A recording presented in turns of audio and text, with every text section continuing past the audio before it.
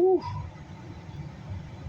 It's time for another episode of Are You Nuts? Well, it's like 17 below without the wind chill today. It's crazy cold out here in Wisconsin. The polar vortex. We're doing another legendary nut run today for a man that, well, he cannot survive without the power of cashew. So, now I'm in a bit of danger today because if I talk too much, I'm going to fog up the windows inside of Mr. Gurr mobile. So I got my scraper in case I need to hack through the ice.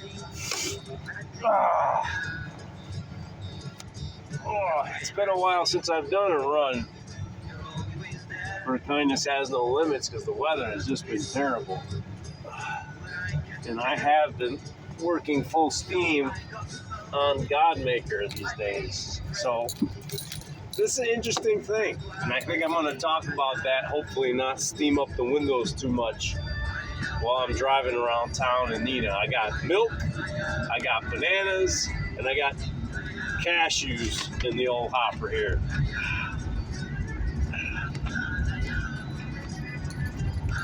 Hey, I am a man of traditions. I took my creatine this morning, took my redwood supplement, I took my amino acid supplements. Do I need all that to get through the day? Probably not, but hey, it's part of my routine. And $2 bill, he needs his cashews. So we're going to deliver those to him, hopefully in one piece, without turning the inside of Mr. Gurr's car into an iceberg. Now, I was up very early this morning working on Godmaker and looking at a monster on the internet that is probably going to be one of the showcase figurines in our board game, Godmaker. And it is a very, very interesting creature.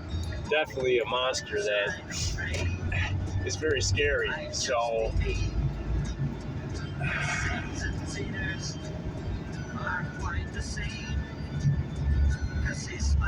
$2 bill is a spiritual man. He's a man that struggles, I think, with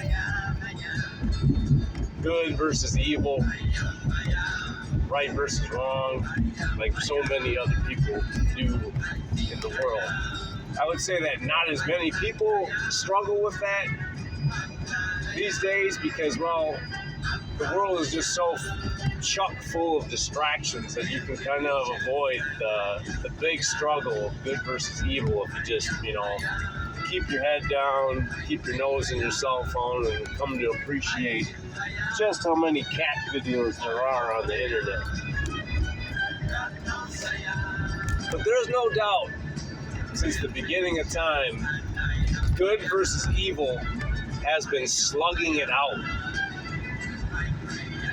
That's just something that's never changed.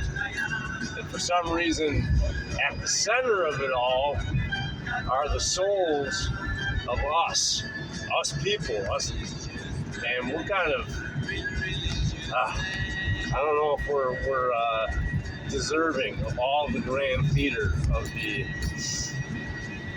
good versus evil drama that's unfolded throughout history. But me making a story with basically pagan ideology, having gods and goddesses that are worshipped, I hope that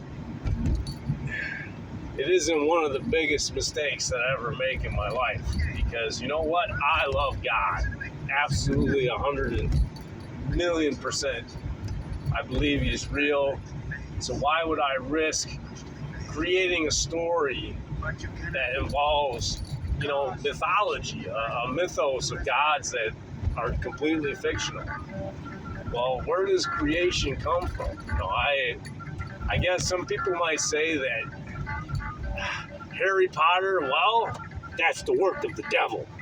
And those garbage pail kids, ooh, those the work of the devil. I am wondering if when all is said and done, if I live to see the end of the completion of the Godmaker project, because it is a big, big endeavor. We're talking, you take Game of Thrones, you take Lord of the Rings, you take both of those, put them in a blender and add about 26 pounds of cabbage, potatoes, and then you might have what's the first course of the Godmaker soup.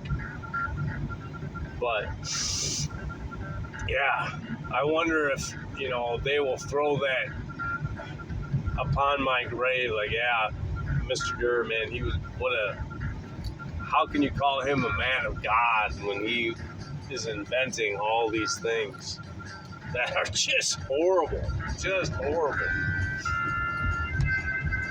Good versus evil. At the center of a lot of good stories, and at the center of Godmaker, that's what it's all about. Good versus evil. And not everybody that you think that is good, and not everybody that you think that is evil.